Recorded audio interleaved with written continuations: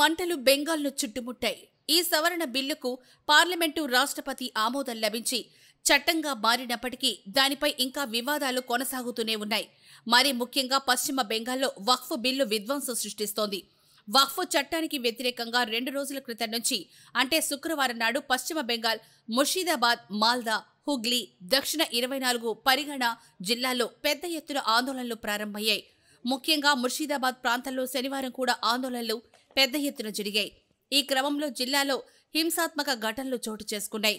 కొందరు ఆందోళనకారులు షాపులు, వాహనాలతో పాటు కొంతమంది హిందువులపై కూడా దాడి చేసినట్లు స్థానికులు చెబుతున్నారు. ఈ ఘర్షణల్లో 3 మరణించినట్లు పోలీసులు తెలిపారు. అయితే పరిస్థితి ఆందోళనకరంగా మారడంతో కేంద్ర బలగాలు రంగంలోకి దిగాయి. విధ్వంసకర ప్రాంతాల్లో పారామిలిటరీ బలగాలు మోహరించేలా హైకోర్టు ఆదేశాలు జారీ చేసింది.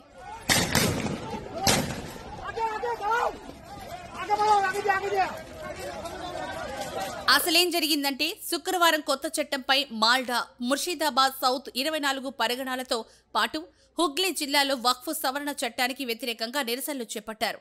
ముఖ్యంగా ముస్లిం ప్రాబల్యం ఎక్కువగా ఉన్న ముర్షిదాబాద్ జిల్లాలో వక్ఫ్ చట్టానికి వ్యతిరేకంగా జరిగిన నిరసన హింసకు దారితీసింది.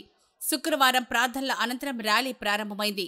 అయితే నిరసనల్లో పాల్గొన్న కొంతమంది ర్యాలీ ప్రారంభమైన కొద్దిసేపటి తర్వాత రాళ్లు రువ్వడంతో పాటు కొన్ని ఖాళీగా ఉన్న వాహనాలకు నిప్పు పెట్టారు. దీంతో మిగతా నిరసనకారులు కూడా ఇదే బాటలో కొనసాగారు. ఏకంగా పోలీసు వ్యాన్లకే నిప్పు పెట్టారు. కొంతమందిని అక్కడున్న వారు వారించినప్పటికీ పరిస్థితి అప్పటికే అదుపు తప్పడంతో ఆందోళనకారులను చూసి జనాలు పరుగులు పెట్టారు. పైగా చాలా చోట్ల రోడ్లను దిగ్బంధించారు.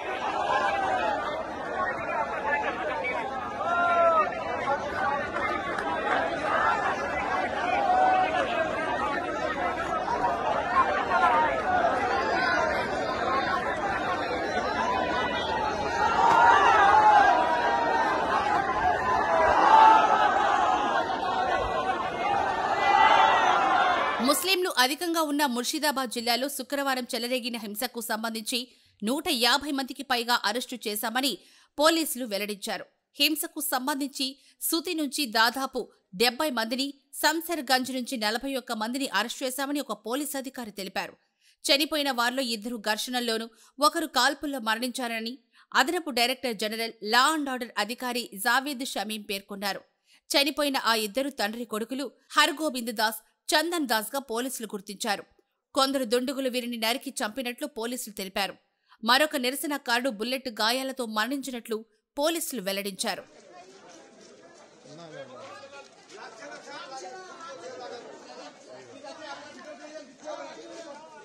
మరోవైపు ఈ ఘటనపై కేంద్ర పారామిలిటరీ బలగాలను రాష్ట్రానికి రప్పించేందుకు ప్రభుత్వం తక్షణమే జోక్యం చేసుకోవాలని బీజేపీ నేత సువేందు అధికారి కోరారు. అయితే ఆయన అభ్యర్థనను రాష్ట్ర ప్రభుత్వం అంగీకరించలేదు. ఇక గత్యంతరం లేక కలకత్తా హైకోర్టును బీజేపీ నేత సువేందు అధికారి ఆశ్రయించారు. అల్లర్లపై హైకోర్టు తీవ్రంగా స్పందించింది. జస్టిస్ సౌమెన్ సేన్, జస్టిస్ రాజాబాసు చౌదరిలతో కూడిన డివిజన్ బెంచ్ విచారణ చేపట్టింది. ఈ సమయంలో హైకోర్టు కీలక వ్యాఖ్యలు చేసింది. ఇలాంటి సందర్భాల్లో రాజ్యాంగ న్యాయస్థానాలు ప్రేక్షక పాత్ర పోషించలేవని నొక్కి చెప్పిన హైకోర్టు కేంద్ర బలగాలను మోహరించాలని డీజీపీ సీఎస్ను ఆదేశించింది. ప్రతి పౌరుడికి జీవించే హక్కు ఉందని, వారి ప్రాణాలను, ఆస్తులను రక్షించడం ప్రభుత్వ బాధ్యత అని స్పష్టం చేసింది. పరిస్థితి తీవ్రంగా మారిందని, అమాయక పౌరులపై దారుణాలకు పాల్పడిన నిందితులపై యుద్ధ ప్రాతిపదికన చర్య తీసుకోవాలని న్యాయస్థానం ప్రభుత్వాన్ని ఆదేశించింది.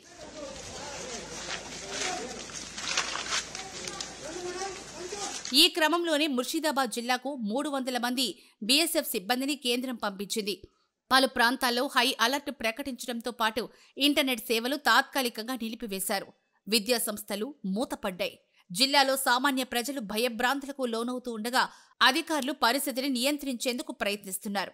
ఇప్పటికే 138 మందిని అరెస్టు చేసినట్లు పోలీసులు ప్రకటించారు.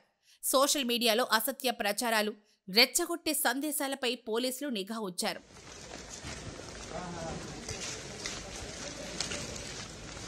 ముర్షిదాబాద్తో పాటు ఇతర జిల్లాలు ఆందోళన వ్యక్తం చేస్తున్న క్రమంలో పశ్చిమ బెంగాల్ సీఎం మమతా బెనర్జీ శనివారం మాట్లాడుతూ రాష్ట్రంలో వక్ఫ్ చట్టాన్ని ప్రభుత్వం అనుమతించదు.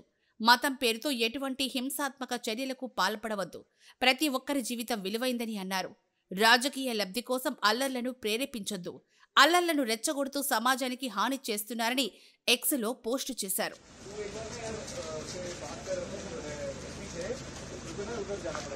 మొత్తంగా 2 రోజుల పాటు జరిగిన బెంగాల్ అల్లర్లు తీవ్ర నష్టాన్ని మిగిల్చాయి. కొన్ని చోట్ల ఆందోళనకారులు హిందువులను టార్గెట్ చేసి దాడి చేసినట్లు స్థానికులు చెబుతున్నారు. అయితే పరిస్థితి అదుపులో ఉన్నప్పటికీ రాబోయే మరికొన్ని రోజులు కూడా భద్రతా బలగాలను కొనసాగించాలని పోలీసులు భావించారు.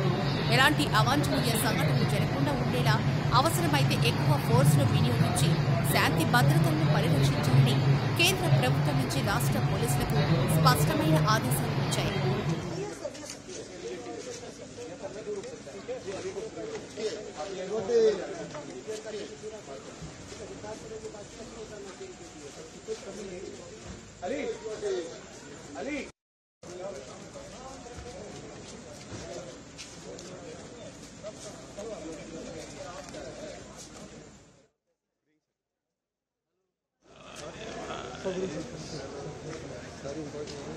Yes, sir.